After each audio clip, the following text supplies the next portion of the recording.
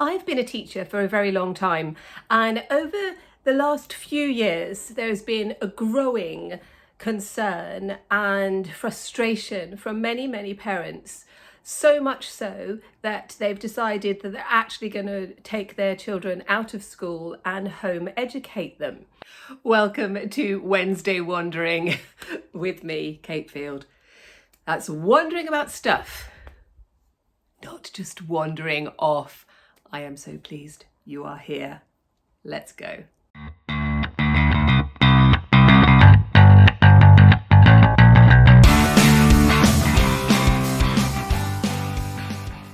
Now, I work with schools, and I was a school teacher for a very long time until last year. And I've worked in special needs schools, and I've worked for local councils, and I still work for the local council, helping children who just don't cope at all in a school environment. But there's also a growing number of parents who don't want to put their children through the current education system. This is in the UK, in England in particular. And I get it. I really do. And I've worked with groups of people who want to home educate their children. And when they get to a certain age, they think, well, maybe they will then go back into the school system, or maybe they started off in the school system and now they're taking them back out. And so I thought, in this Wednesday Wandering, I'm going to talk a little bit about how you can educate your child or your grandchild at home in art and design, and in other things as well. I'm also a history teacher. I have a degree in medieval history, and I taught history for a long time as well. But I'm specifically going to be talking about art and design because I think it is one of those subjects, in my experience, that people who choose to home educate their children are really interested in.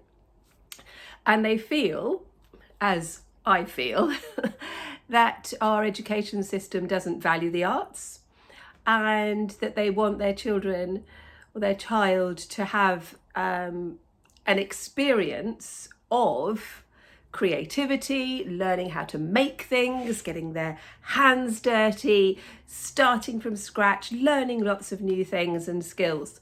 And I think it's wonderful. So I run a group near to where I live. I just do this once a month, and children who are home educated come to my classroom and we play, we have art, we do fun stuff in art and design. And with the older ones, it's a little bit more structured, but it's possible. Now, there are lots of arguments for and against home education. There are 101 reasons why someone someone might want to choose this for their child. And it's not for me and it's not for you to judge that. People have to decide for themselves, don't they? That's what they have to do. But I completely understand why someone would want to do that. And with all that aside, let's just talk about the practicalities. Because one of the things that parents come to me for and have said to me is that they want their child to learn about drawing and painting and designing. They want them to learn how to use different sorts of paints and all of this, but they've got no idea where to start. And they could be quite creative as parents, but they feel that they're not artists, they're not art teachers, and they're just stuck. They don't know what to do. And it's an interesting conundrum, and it's something I really like talking about. I really do. And because I love teaching my subject, I am passionate about it. That's not an exaggeration. I really am. And I love creating art. I love all of the arts, and I love teaching it. Because one of the things about teaching art, whether I'm teaching my tinies, so the youngest I teach is 4, and the oldest I teach, I think is 92. think he's 92. Yeah, so quite a big range. Quite a big range. But actually, it kind of boils down to the same thing. Art education is this whole idea of exploring through practical play. And the play is structured loosely in such a way that through play we can learn how to investigate, we can learn how to assess and evaluate, we can learn techniques, skills, and things like that. And then from there, we can then start developing and refining those skills into things like composition and colour theory and that sort of thing. And then for the older ones, it's about building a portfolio and the purpose of a sketchbook and working through a sketchbook, working through a design, developing a design, and all of that kind of stuff. And that's what I teach in my classes, and that's what I've taught in schools, but it's also what I teach for kids who are home educated. And I've done one-to-one. I've done a lot of one-to-one teaching or very, very small groups. And that is really interesting. It's a different type of dynamic. And for some children, that is just exactly what they need. They need to be able to have that one-to-one interaction, that trust, where you can just tease out some of the things that might be concerning them, especially when it relates to things like, I can't draw, I can't paint, that kind of stuff. And adults have this as well. It's one of the most common things that an adult will say to me when they start one of my classes, whether it's an online class or in real life, is they'll go, oh, I love art, can't draw. And it's almost as if being able to draw is the thing. And it isn't.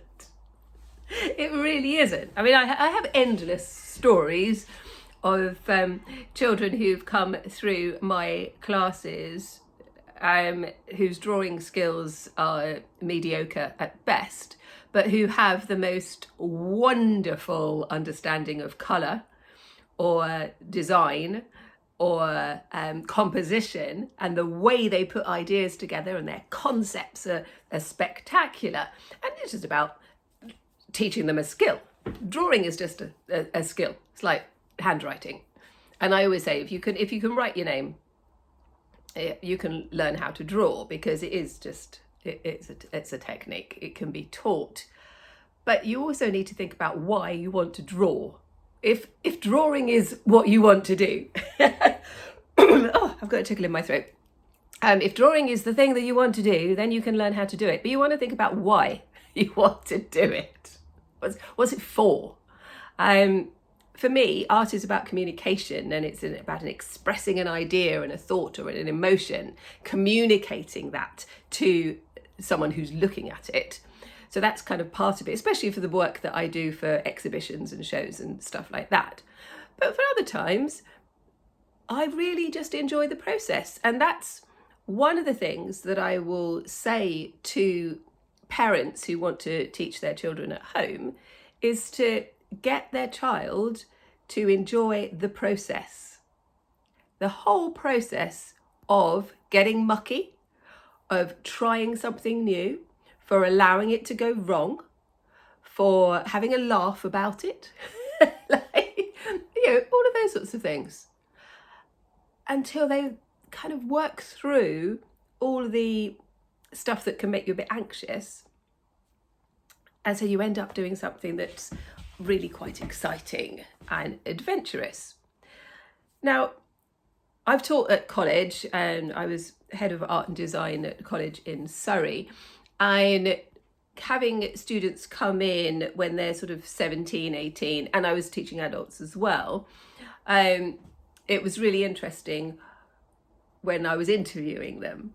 And I would frequently interview students with my very dear friend Paul, and who's a graphic designer and graphic arts teacher, and he is fabulous. I will put a link down below to his website and his Instagram account because it's fab.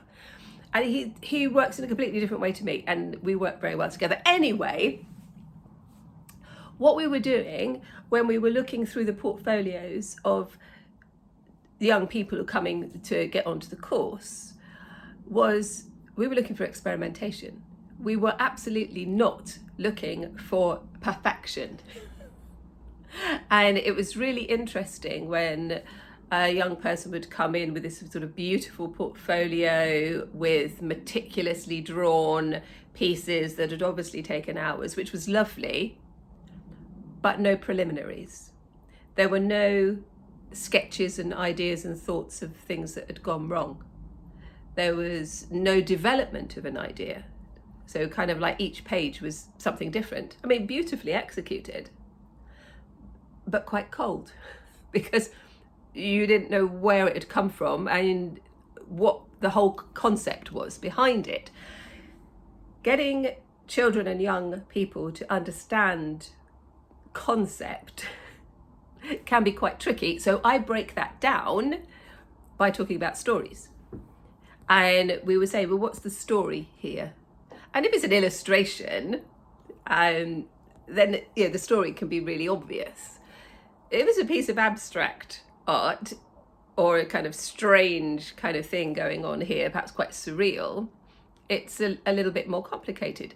But a concept could be really simple. It could be, the concept is, I'm just exploring sort of neutral colours and how they go together and seeing what happens if you have a similar sort of colour of beige, how that looks if it's the same colour but a different texture.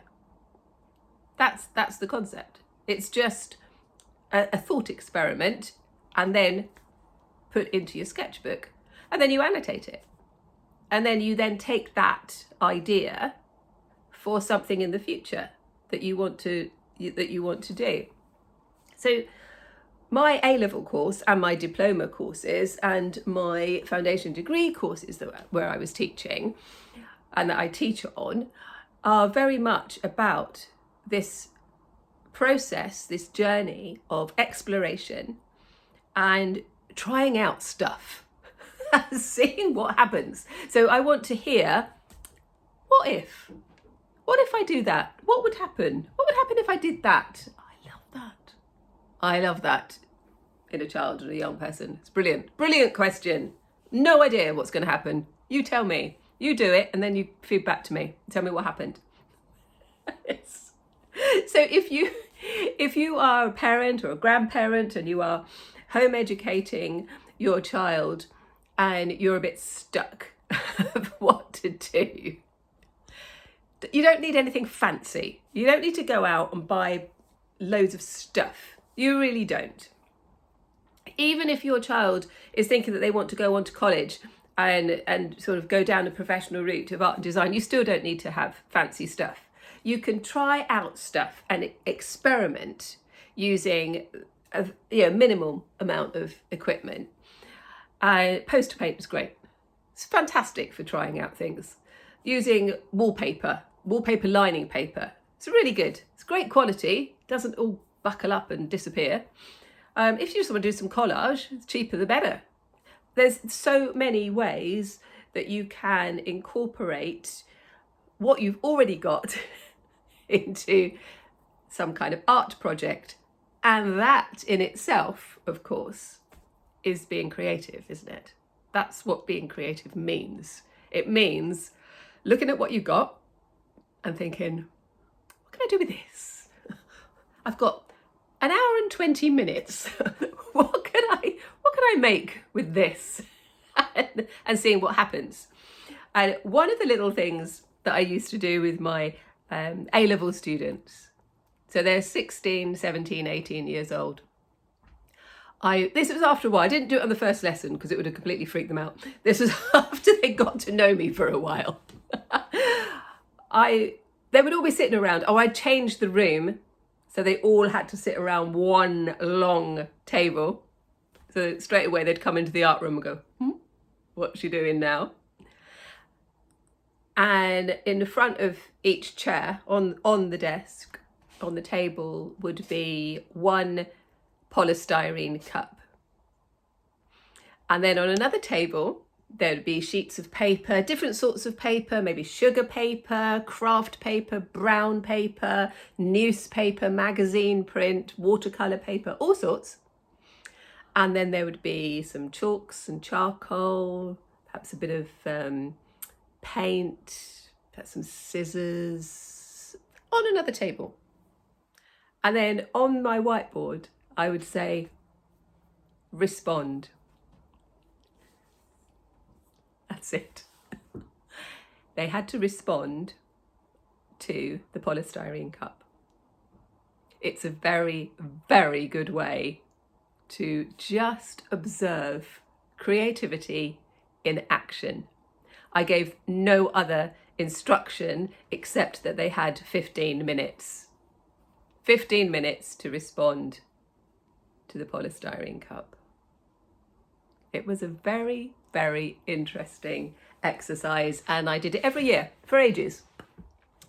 And each year, something amazing happened. So you could try it.